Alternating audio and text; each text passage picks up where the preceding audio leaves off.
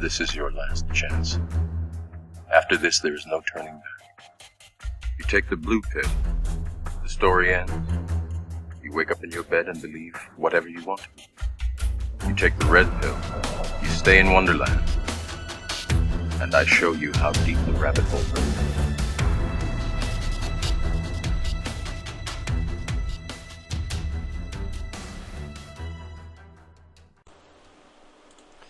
Well, welcome to Red Pill Nation, Daily Dose of Reality. I'm your host, Nathan Davis, and I'm joined, as always, with Johnny Henderson, the founder and director of the Red Pill Nation. That's right, founder and director. Yeah. How you doing tonight? I'm disgruntled. As always, what's new? Oh, not much. All right, so that's all you have to say. That's it. Well, I saw a skinny man with saggy pants today. That's exciting. Yes, and he had some kind of dreadlocks and talked like a gay person. Well, that's amazing. It sounds like your day was eventful. It was. I largely worked on a sermon and walked laps around my store and waited on customers and watched Justified. Oh, okay. Nice. I talked to this idiot named Nate. Oh, wait a minute. Never mind. Yeah, thanks. Appreciate that. Don't worry about it, Cat. I got you covered. Whatever, Metro. All right. So, in the headlines today, the Google mystery barges that people have been talking about since they started building them, and speculating what they are. A lot of people thought maybe they were some kind of servers they were building that were run off wave action, to generate power. But Google is saying that they are for expoing new technology. That's what they're for. They're learning centers. What is the estimated size of these things? I don't have that on me right now, but they're really big. I mean, they're about the size of a normal office building, but I don't know the exact size. I know they're 4 stories high. So, what if they were little Guantanamo bays that are mobile? That's a possibility. Or it could be some kind of ark. What if they're just any animals get on them? Well, it doesn't have to be animals in this day and age. I mean, I remember a movie came out where they were storing animal DNA, and we're going to repopulate the Earth,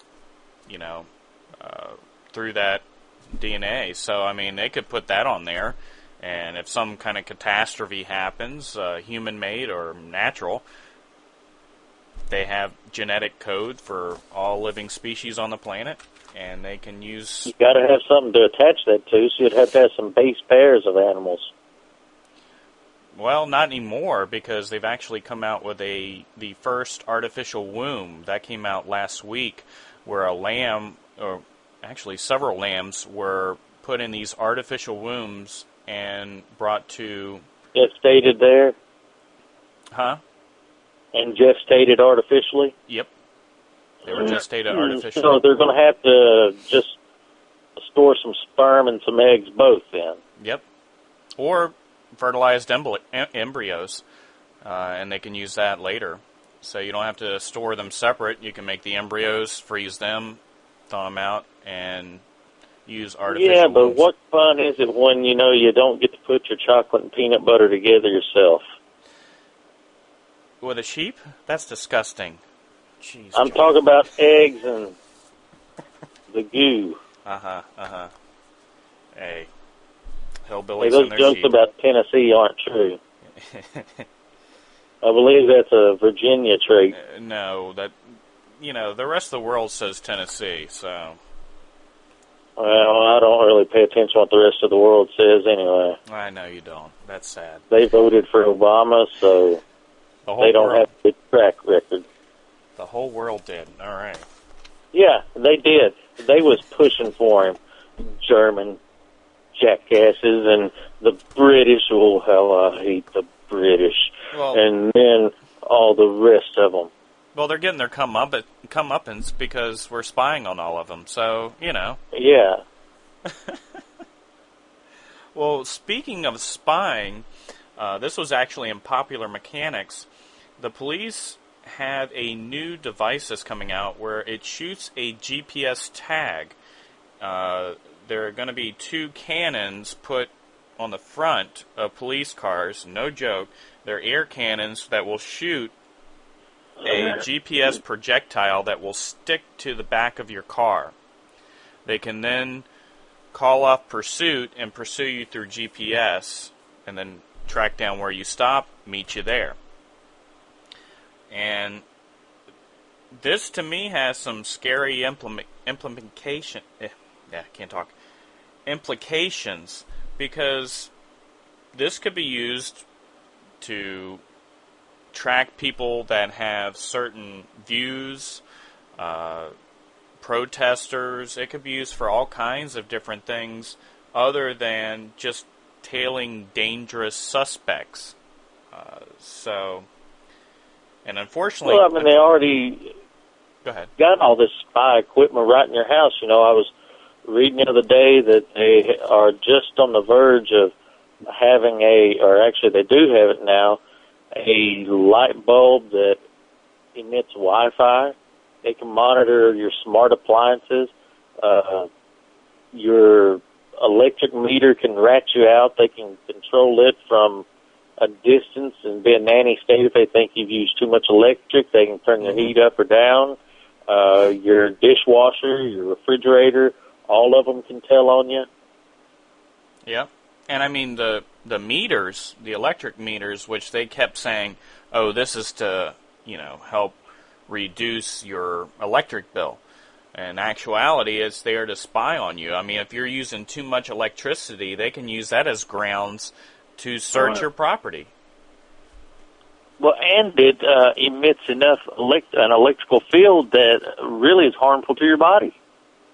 Well, yeah, like most things in our house are. I mean, I don't know. And another thing that came out was about this man that went through a 14-hour anal cavity search for running a stop sign at a Walmart. Now, they stopped him for running the stop sign, and they said that when he got out of the vehicle, when they asked him to get out of the vehicle, he acted like he was clenching. So, You sound jealous. So they were watching his body language, and he looked like he was clenching, and that he may have been holding what drugs. person wouldn't clench if the cops is getting after him? Hey, really? And then they smelled his seat, his car seat, and said it smelled like drugs. So that How would you like that job? I know, really. That was like, really? They smelled his car seat? Somebody check him. I think he's got gum up there. I believe it's juicy fruit. So they searched him, what they did was they got a warrant to basically search his anus. And they went to one hospital, and they would not do it. They said it was unethical, and they would not have any part in it. So they took him to another one called Gila Regional Medical Center in Mexico, because this happened in, not Mexico, but New Mexico. And they said they would do it. They first gave him an X-ray, then performed 2 exams with their finger to check for drugs. They then gave him 3 enemas and then forced him to defecate in front of them while they searched his stool. All this was done without his consent. They did a second X-ray. Then they sedated him because they still weren't convinced that he didn't have drugs, and performed a colonoscopy. He protested each time, they were doing these different things. So he was protesting. Well, let's call it what it is. It's rape. It's sodomy. Yeah. I mean, he didn't give his consent for this type of examination. And, I mean, through X-ray and usually just, checking to make sure there's nothing right there, that should have been enough, even though really the grounds that they found for this type of behavior were very minuscule. I mean, he was clenching.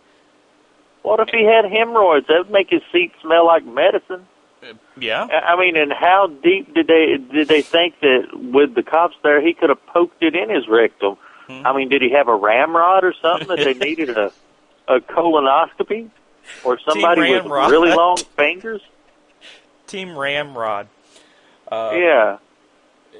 Well, he had an air rifle, and we think he injected it deep. It just doesn't make any sense. I mean, what this man went through. I mean, every alien in space is jealous over that probing. Yeah, they want their protocol. What he amazing you can't waterboard the outside of a person's body, but they waterboarded the inside of his. Oh yeah, 3 times, with 3 enemas. I mean, but the fact of the matter is that he went through this, and the police, they talk to them, and they're acting like, well, they followed procedure, and probably nothing's going to be done, criminally. They might win a civil case, but you'll never hear it, I think it should be handled on a personal level. Eye for an eye. And then, yeah, a brown one. And every single thing that was done to him should be done to them in spades. Oh, yeah. But, of course, they're going to use the line, I was just following orders. I mean, who decided that they needed to do all this? That is torture. Pure and simple, all joking aside, it's torturing an American citizen. Yeah. But I'm wondering who made the final call that, they should go through this battery of tests. I don't know, but, it would have came out on its own eventually. Give the man a laxative if you have to, and wait. Right. Well, usually, like, if you look at X-rays of people that, come over the border where they've ingested these drugs in balloons, you can see them on the X-ray. Well, wasn't there a show with Johnny Knoxville where somebody had a little toy car up their rectum and they got a X-ray and you could see it perfectly? Yeah. It would have shown up, and then they went to the extent of a colonoscopy, which doesn't make sense. I mean, this man, I feel really bad. How much drugs did they think he had? I know. I mean, as much as he could have shoved up there was probably no more than to charge him with a misdemeanor. Mm-hmm. Think of all the tax dollars that was used to do this medical procedure, and I bet they sent him a bill. They did. They did. That was the other part I forgot to mention. They sent him the bill. They sent him the bill stating that he owed the medical center, and if he didn't pay, they were going to send collections after him for something the county offered. And not only this, but it may be unlawful because this warrant was issued in the county of Luna. All the examinations were done in the county of Grant. And well, I would sue that hospital, too, and the police station, and each person individually. Well, they should, because, I mean, that's showing that it was outside the warrant, that they went to a facility that was not covered by that warrant because it was in a different county. And on top of that, just having all this stuff done to you with really weak base on why it was taken to that point. But if nothing's done to this, it just emboldens the regime to keep doing this kind of thing. Yeah. And while you're either watching or reading or listening to this report, you're thinking, I mean, are people that sick that, they think this is all right? I mean, are they that mentally brainwashed to think that this type of behavior, because you've got so many people involved. You've got medical staff, you've got police officers, you've got all these different individuals involved in this, and nobody sat there and said, besides the First Medical Center, there's something wrong with this? That's disturbing. And things like this, Nathan, it's tearing down the morale of the country. Mm-hmm. I mean, it is no wonder that people are just walking around nowadays hopeless, like shadows, independent from the forms that they're cast from. Mm-hmm. They're just like lost souls out there. You know, people have no hope. No. And they don't know, I mean, a lot of people know there's something wrong, but they don't know what it is. They don't do their own research. They don't, and I understand, life's busy. You can't, work a 40-hour job, take care of the kids and all that, and expect to... And it's fine when it's somebody else, but when it happens to you... Yep. When it happens to you, who's going to stand up for you? Right. You don't have to stand tall, but you do have to stand up. And you need to have knowledge. You have to understand your rights. That's how they abuse the powers, because they go after people that don't know their rights. I've watched, and read a lot of different reports where people actually, assert their rights. Say, hey, you have no right to do this, and the cops back down. Now, somebody that doesn't know that, they keep going. They push it to the nth degree and see how far they can go. I mean, I think Philadelphia, I remember there were these, two kids walking down the street. The police pull right up next to them, jump out of the vehicle, throw them against the vehicle, and perform a search.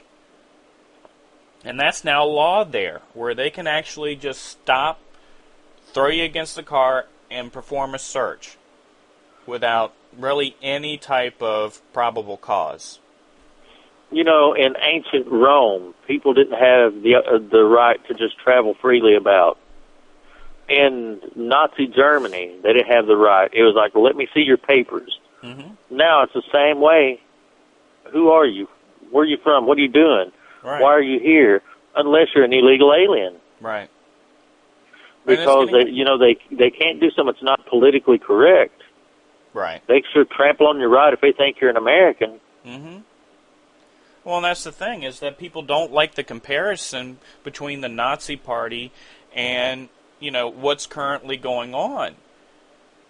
And it's not just your President Obama. It was Bush and Clinton and Bush Senior all. Mm-hmm. Even Reagan. It's getting progressively worse. Because Reagan, there was a lot of stuff that fell on him that was not right, and so many Republicans hold him as like a god, and he was the... Oh, I've read some stories about Reagan, and if they're true, that man was a sick deviant just like the rest of them. Well, he was at Bohemian Grove. He was, most assuredly. So, you're judged by the people you hang out with, and I mean, he was hanging out with some shady characters. I mean, hey, did you ever watch the video I asked you to watch the other night? Hurricane. Yeah, by 30 Seconds to Mars. That was disturbing. The video was disturbing, but did you notice it had a warning on it about triggers? About triggers. If you didn't see the warning at the beginning of the video, you didn't see the uncut.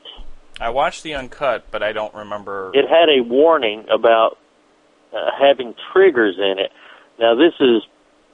I would almost guarantee that the actors and actresses in this video are part of the Monarch Butterfly program, Project Monarch, and the video can actually cause people to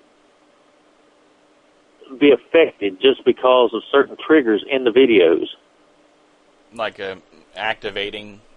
Yes. Something. Okay. People who've come out of the brainwashing can be reactivated or deeply affected by it, and it's just astonishing. I wish you were here so I could share a tremendous amount of information with you about that.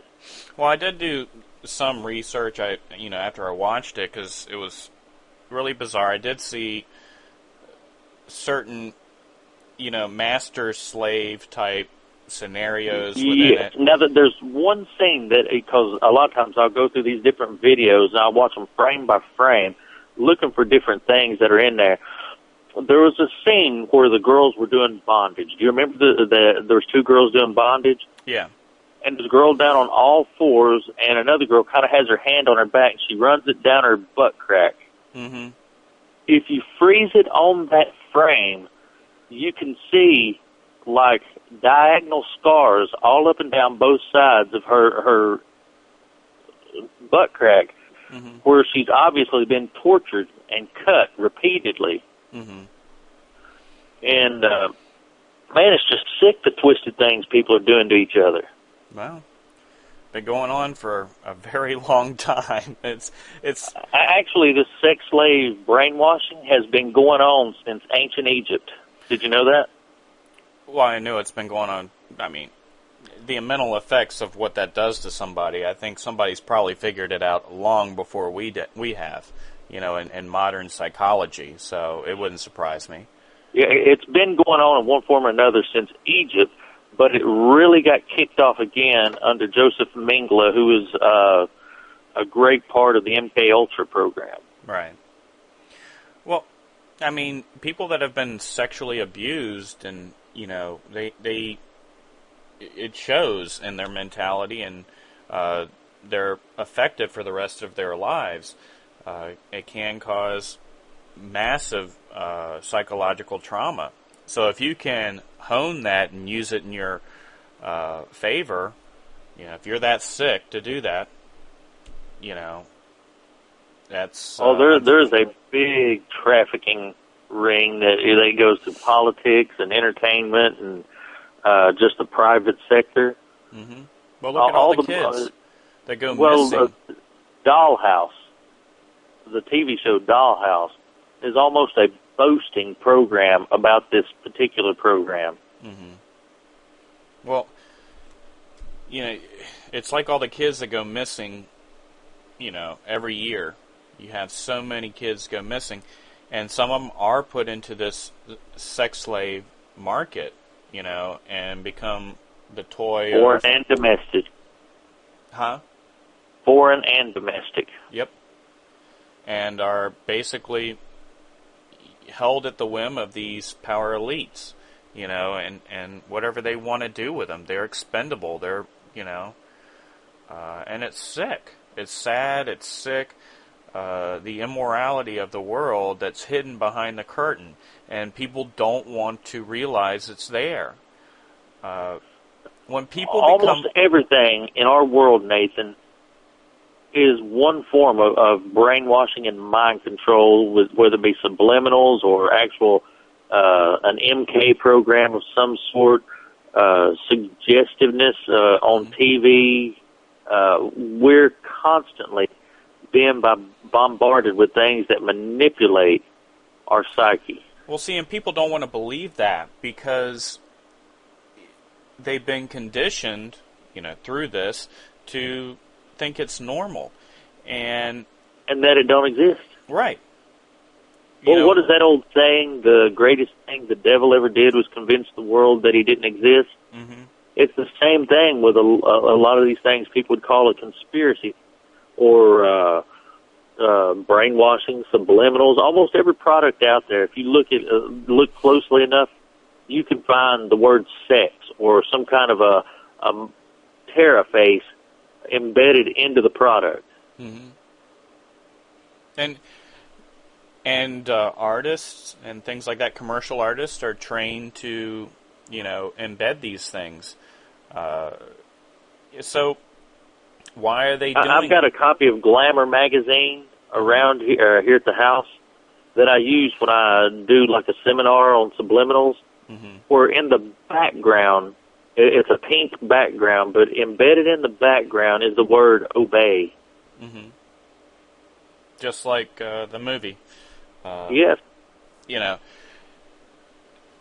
People don't want to believe it. They think that, I guess, I think it's so funny when people say that people like myself and others are utopian in their views, that they have this idealistic society and that's what they want. I think that the formation of this society is for the people that are blindly following a utopian view, because they're suspending, all these different things from having influential effects on society. To think that healthcare being controlled by the government is a benefit, you have to suspend that there's any foul play going on between the insurance companies and the government. That there's no handshake agreements going on. You have to be so trusting in the system that we have that you suspend that belief. To put all these to have banking where the bank loans the U.S. its own currency on interest and find that to be perfectly logical is suspending belief that there's a moral wrong with that. Well, every year, so many people are just like, wow, I got my income tax return. No, you didn't. You just got your money back where you gave an interest-free loan to the government. Yep. And we've all been guilty of that throughout our lives. When we were younger, I'm going to get my income taxes. I can use that money, and not realizing it was your money to begin with. You just never got it. I'm always glad to get it back. Yeah, but the thing of it is it's should have never been taken. Right, it was theft because they took it before before you ever had it. You never got your hands on that money. So they took it before you ever saw it, and worked it's for it. referred to as a voluntary tax. Mm-hmm. But because if you don't, there's no law. But if you don't pay it, they'll lock you up. How's that voluntary? Right. I don't know if I've ever recommended this movie to you, Nathan, but if I haven't, take the time to watch it tonight. It's called Aaron Russo's Freedom to Fascism. Okay. And, shortly after making this movie, Aaron Russo is a famous Hollywood director, producer, whatever he did. He made Trading Places with Eddie Murphy and Dan Aykroyd and many other movies. He made this movie about the Federal Reserve and income tax. And shortly after he made it, the man died mysteriously. Isn't that funny? Yeah, isn't that funny? But really, hunt that movie up, Aaron Russo's Freedom to Fascism. Okay. And you'll never look at our government or the tax system the same way again. Well, in reality, there's no singular law that says you're supposed to pay income taxes. And it was never ratified by 2/3 of Congress. Nope. It was just signed into law by Woodrow Wilson. I mean, there's no law backing this up. And there are groups out there that will work with you that understand the intricacies of the system that will help you get out of it so you don't have to pay income tax anymore. But it limits you because you're operating in a society where that's, the understood law by the masses, so they can use that against you. But, yeah, you really don't have to pay it, but if you don't know, what you're up against, you go to jail. They come and get you. Yep. Yeah, that's the problem with our income tax system is that it's corrupt. And the thing of it is it's a double taxing on the poor and middle class that get the majority of their income from paid wages. They're getting 20% or more taken out of their pay to pay income tax, and then they go buy goods and services that they're taxed on. So they're taxed again. Well, you go and get your license renewed, you get taxed again. Yep. And you get taxed on from inflation because that causes price hikes, and that's a tax on the poor and middle class because they're the ones that are more affected. A 6 or 7% increase in food costs is going to affect somebody at poverty level or middle class more so than super rich. So you know what I'm so thankful for, Nathan?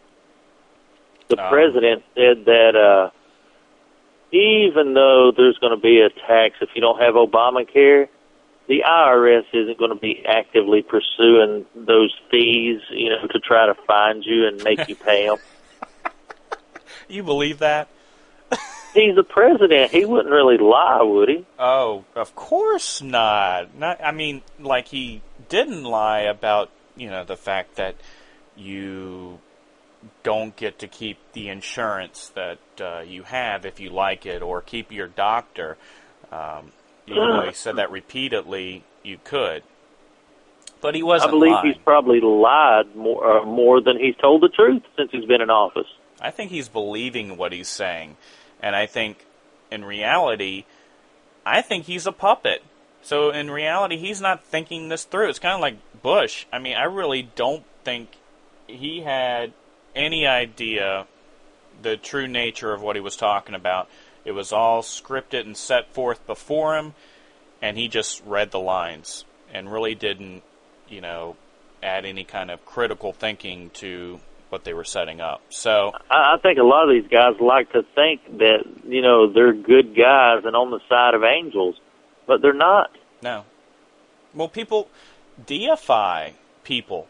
I've seen it all the time in society. People deify celebrities. Of course, they're put in that position, to allow for that, but people willingly put them in a level above them. Even though they're human beings, they put them above them. And they do it. You got that jackass Jamie Foxx on award shows referring to Barack Obama as our Lord and Savior Barack Obama. Yeah, that's because people have him in that perspective. And the way they've run these campaigns is like a rock star. They have made Obama a rock star, and because people gravitate towards that mentality, they follow along. And all of a sudden, Obama has been deified. He has been made into something. He literally has been deified. Yeah. Man, I've got quote after quote after quote after quote of people applying religious terminology to this man. Yep. And that's scary. Nobody should be above anybody else. If you're going to be in a role of leadership, then you're leading people. You're not forcing people to obey. You're doing the whim of the people. You're an elected official. That means that the people are relying on you. If you're not an elected official and you're a leader over people, you're a dictator. Yes. And look at how many dictators, minor dictators, we have. Any basically appointed position that's not appointed there by the people can be looked at as a dictator because they're setting the ground rules for those arenas. Even some elected officials can be dictators. Yep.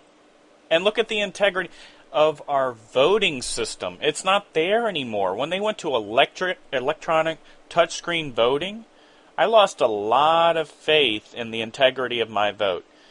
It's not there. And I don't think the people decide who gets in there. And they haven't for a long time, but they've made it a lot easier for them ever since most of the counties have picked up electronic voting.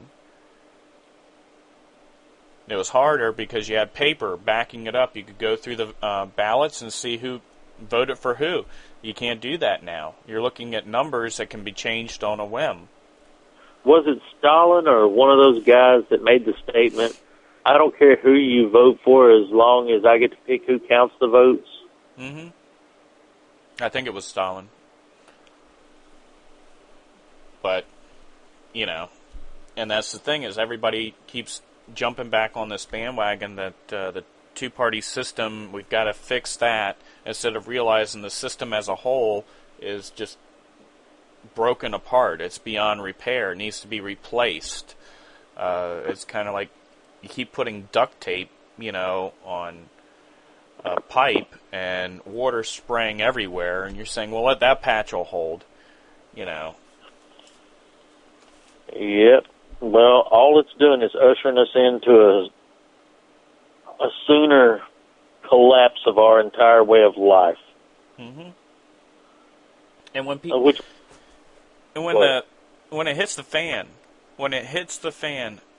so many people are going to be caught off guard. Just like 9/11. Look at all the people that were shocked and horrified and were caught off guard because they didn't understand all the stuff going on in the background.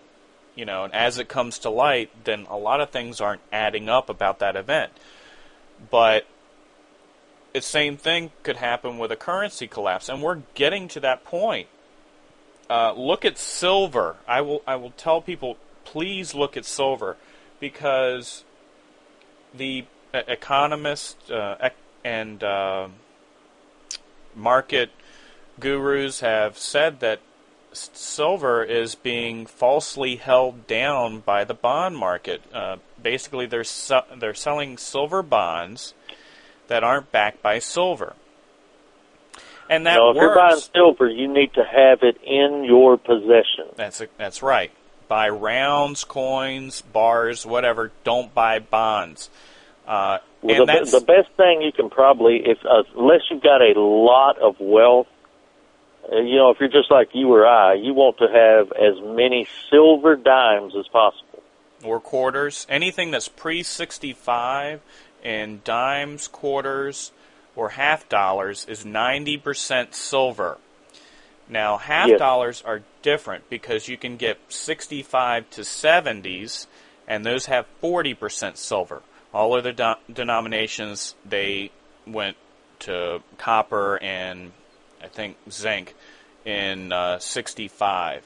So, I've been doing some coin roll hunting and looking to see if I can find any that are, pre-65. It's getting harder. It is getting much harder.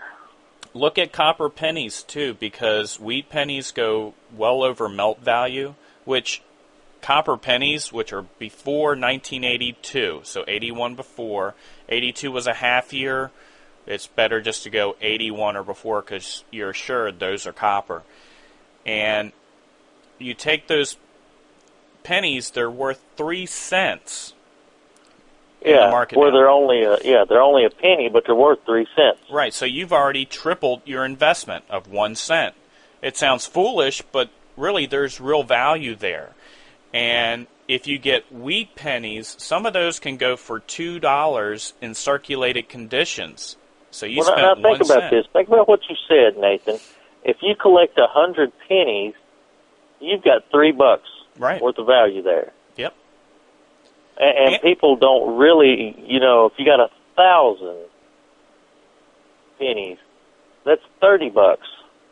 Well, the other benefit here is that, let's say copper goes down below 1 cent, okay, for a penny's worth. Well, that penny is still worth 1 cent. So you've held against deflation as well. So it will always be 1 cent as long as you have the U.S. Treasury. Of course, if that changes, then, But you have hedging both ways with, U.S. currency. And the fact that you can, if you get wheat pennies, you got something there. If you, find a coin shop. I found a really cool coin app for my Android phone. I can actually look it up and see what fair market value is for certain years and certain mint marks. So, it's an interesting hobby, and it also could add value to your portfolio because you're moving it from this fiat currency to something that has real wealth. That's true. What? Go ahead. And with silver, again, they're falsely holding it down with the bond market. Now, it works because most people in the bond market sell their bonds back out for fiat currency. Now, the problem is what if these people decide, I'm going to cash my bond in for silver, and they go and they try. And that silver's not there. The silver's not there. What's going to happen is you're going to have all these people with these junk bonds making a run on the market and finding out they have nothing. that's going to cause, all of a sudden, a drastic increase in silver value. Now, the other thing that can cause it is a total loss of supply. There's no more supply coming in, or very little, and demand, which is really high right now. Supply is low. They're not pulling as much out of the ground, and they're not getting as much in recycled value back. So you have very little coming into a market that's demanding silver, because silver's in your cell phones, your computers, everything that has an electronic circuit. So your supply dwindles. What's naturally going to happen, even with the false things holding it down, is it's going to start going up. And so there's two ways that silver will all of a sudden skyrocket. Not saying you should sell it right when it hits the peak and have a ton of fiat currency that's going to be on its way out anyway, but you've hedged against what's coming. A lot of economists and market gurus have already said that the dollar's on its way out. It's on the verge of collapse. And if that happens, sorry, my email went off. If that happens, people are going to be left holding paper money that's worthless and not have anything to fall back on. Really, anyway. Well, it is, but because we say it has value and it has trade value as of right now, it does within society. But if that's lost, which people don't understand, if it loses that... It could disappear overnight. Exactly. And we're going to be like Germany. I mean, they were using the currency they had to burn as fuel to heat their homes, because there was so much of it and it had no value whatsoever. And if it happens here, you can see people burning dollars because they can't afford the wood, or they can't buy food. So you'll have people around with guns, like just robbing stores and everything else just to get commodities for trade. I mean, well, I'm afraid that we're going to see that soon anyway. Real quick, the reason I said get silver dimes instead of like quarters and half dollars and such is if you ever have to go, and I think we're going there next, to like a barter society. Mm-hmm. If you've got to, right now, a silver dime, I think it's worth about $2 each. $3. How much? $3. It's $3? Around $3. How's that possible? Because silver is only worth, $20 an ounce right now? Well, it depends on the, coin. So, I mean, it's around two to three. It fluctuates. So, okay, if it's $30 an ounce, then that puts it at, well, do the math. It's 1/10 of an ounce. Close to it. Yeah. But if you have to pay for a loaf of bread, and it's $5 or $6 for a loaf of bread, you could give 2 silver dimes. Mm-hmm. Whereas if all you had was quarters, and they didn't have change, you just give them way more money than what you needed. So dimes are easier denominations to barter and trade with. That's true. And that's at the current rate, because it could, again, go up, and a dime's worth of silver be worth, several $100s, because they're saying that silver will go up above gold in value, or actually price, not value. The value doesn't change, hasn't changed in 6,000 years.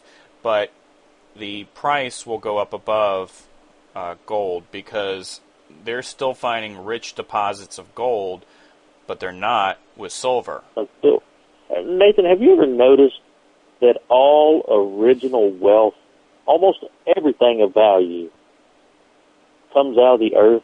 Mm-hmm. And that's what it is. Whether it be oil or copper or iron or steel or gold, silver, platinum, even our food comes up out of the earth.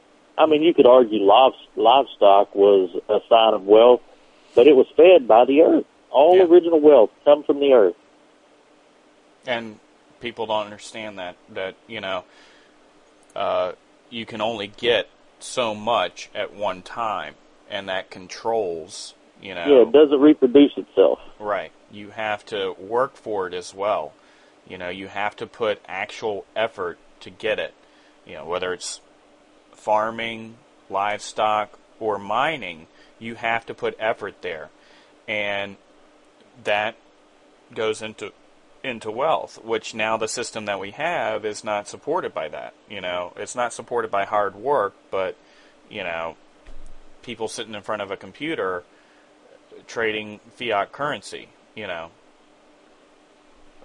Well, we were starting to talk. We talked earlier about bartering today, and we decided to make a list of things that in hard times you should probably stock up so you could barter and have a little extra for your family.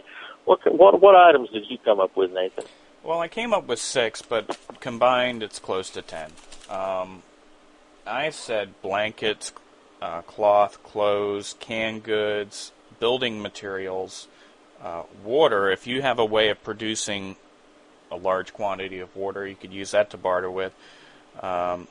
Grown and captured goods, so fruit, vegetables, or hunted, meat, pelts, things like that. First aid goods, because you have to think, if we have a collapse, you're not going to be able to go to your local drugstore and pick up aspirin or bandages and stuff like that. They're going to be picked up by people breaking into these places. So those will be barter goods as well. What do you think of that list? I think it's good. There's some things on there I think that probably could have been left off. I'm talking about strictly barter items, and I put some things in there that you may not normally think of, like alcohol. People are always going to want to get drunk. Yeah. And you can use it for disinfectant. If you have alcohol, you could really barter with that. And I put some things like lamp oil. True. Extra wicks and those globes that goes on lamps. Candles, batteries, matches, lighters. You definitely need food and extra food. Spices, because how bland is food if you're eating grass out of the yard? Mm-hmm. Another one nobody ever thinks of is salt. True. And I told you, I believe it was you the other day, I told, you've got to have salt. And one of the best ways to have a secret salt supply that no one knows about is to go buy one of these salt stone lamps. You can get them at Bed Bath Beyond. It just looks like a decorative lamp, but it's made out of salt. You'll always have a supply of salt. Somebody breaks in your house, they're not looking for a lamp, they're looking for barter or items they could steal. So you would still have your salt supply. You want to stock chocolates and stress foods. And here's one that nobody ever stops to think about, can openers. True. Can openers, silver dimes, pocket knives, tools, any kind of extra tools you can have, wind-up clocks and watches, toilet paper, soap, toothpaste, lady things. Of course, if you've got those, you probably don't want to barter it because you're eventually going to need it. Yep. Over-the-counter meds, coffee, tobacco. I mean, these are the kind of things that people will be desperate to need. And learn how to have a skill. Learn how to put a handle in an axe or something like that, how to whittle one out of a tree stump and put in a tool for somebody. Make yourself valuable. Don't rely on your knowledge of how to build a website or anything with electronics, because if there may not be any. Yeah, that's right. If we have a collapse, you don't have electricity. Batteries are hard to come by. All the type of things to produce your own power at that point are more than likely a liability if you've got them on top of your house, because people are going to see that and go right for you. But if you don't learn how to skin an animal, keep the hide. Yeah, because those things are important. I mean, we are so far removed from that aspect of society, living that way, that a lot of people are going to be in trouble. That's why they say the hillbillies and the rednecks are going to inherit the earth when, we have social collapse in the U.S., because they're going to know how to take care of themselves. And the majority and you're going to have raiding parties of ex-military who will go around and put the military training. They're not going to prepare for a disaster. They're going to take what you have. Yep. And people are going to have to learn how to secure their homes. And by secure, I don't mean just lock your door. You'll probably have to have post guards at night outside your house, sleeping shifts, and just patrol your area. And I know people are probably thinking, oh, that's not going to happen. It happens all the time. It happens around the world. There's places like that now. Just because it isn't in America don't mean it can't come to America. Right. And that's the thing, is people have to wake up to the possibility and prepare for it. It's not fear-mongering if you're trying to prepare people for worst-case scenarios that are through what we're seeing in the economic confines of our country, political confines, currency confines. We're finding that we're kind of steering the ship towards the biggest, iceberg we can find. It's looming. A little preparing, a little research, and a little effort now could prevent a lot of suffering later. Yeah. Have a way to purify water. And I'm actually working on, because, you have those Berkey water filters. I've actually looked into them and stuff, and they are one of the best gravity-fed systems out there. I've been looking at different ones. But their systems are expensive. But the good thing about $300, I believe. Right, but the good thing is, and I've been actually, looking at the filter, they're threaded. They have a wing nut and two gaskets that you clamp between the top container and the bottom. Well, if you get food grade 5-gallon buckets, these are rated for food and water. They're BPA free, all that. Get those. Drill a hole between the two. Now these buckets have lids where the bucket you sit on top of it sits securely in the lead. It clicks into place. Well, you drill a hole between the lead and the bottom of the top bucket, and then you take that filter and you push it through and you screw it in. Now you put one gasket on one side, one on the other, and screw it in. Now it's watertight. So you don't have to buy the big Berkey or the whatever they are. You don't have to buy the stainless steel things they have with them. You can actually just order the filter, which is like $70. It's still expensive. And that will filter out fluoride, all kinds of different things. Chlorine, pesticides, herbicides, all of those different things. And learn to filter your own water, too. You can get the fluoride out by distilling it yourself. It does help with distilling as well. I mean, you do take out trace minerals, and those are, if you can keep them in, they're better for you than if you have distilled water. Though there is conflicts on whether drinking distilled water is bad for you or good. Day in and day out overall would be bad, but you can clean water. You can naturally distill it. Right. And ceramic, because a lot of these filters coming out on the market are ceramic. And if you take care of the ceramic filter, clean it and all that, it actually takes out a ton of stuff. And if you're using well water or a spring or something like that, you don't need something that takes fluoride and all that out. You can use something that takes out heavy metals, and a lot of ceramic filters, just base ceramic filters you can get for $15, $20 will do that. And a lot of them are the same design where you screw them in, so you can build your own gravity-fed water purification system. And so it's good to learn about how to purify water. Learn what's in your tap water. I live in the city. I try to not drink the tap water that often, but I brew tea, it's in the tap water.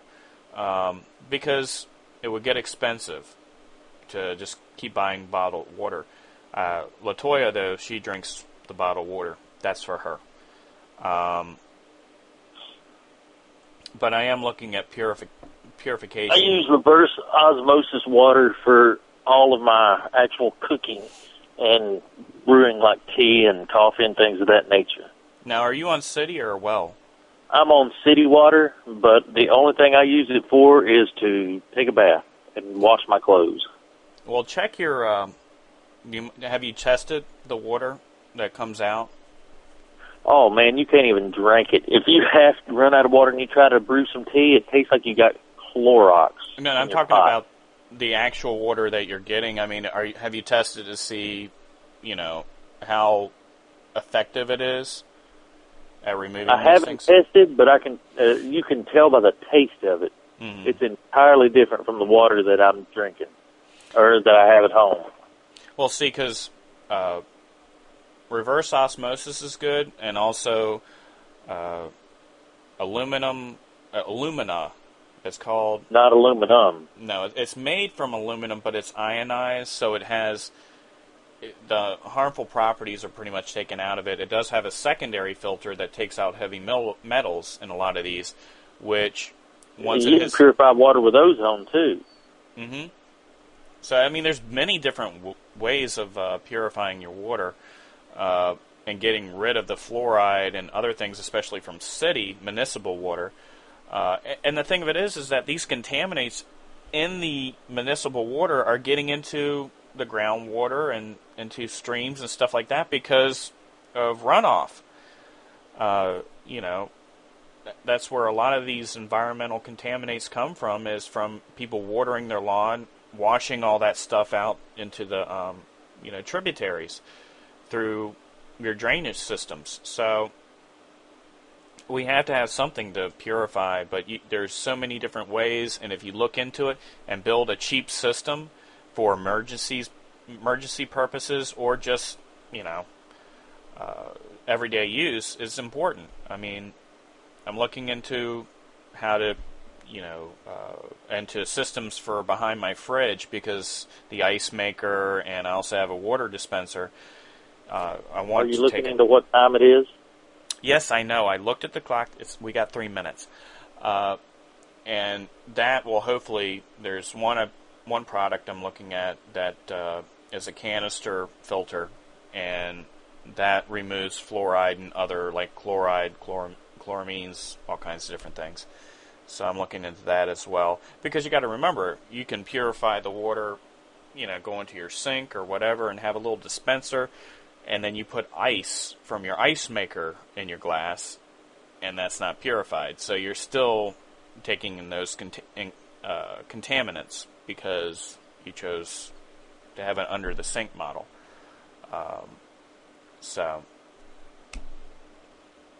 Yeah. Well, it sounds like you started putting some thought into it, Katniss. Well, I have been for a while. It's just been, money, because these are expensive systems. They're not cheap. And like this one I've been looking at for close to a year. But it's just been trying to... I looked at different systems a year ago. I looked at actually a reverse osmosis system with a tank, and that was like 200 and something.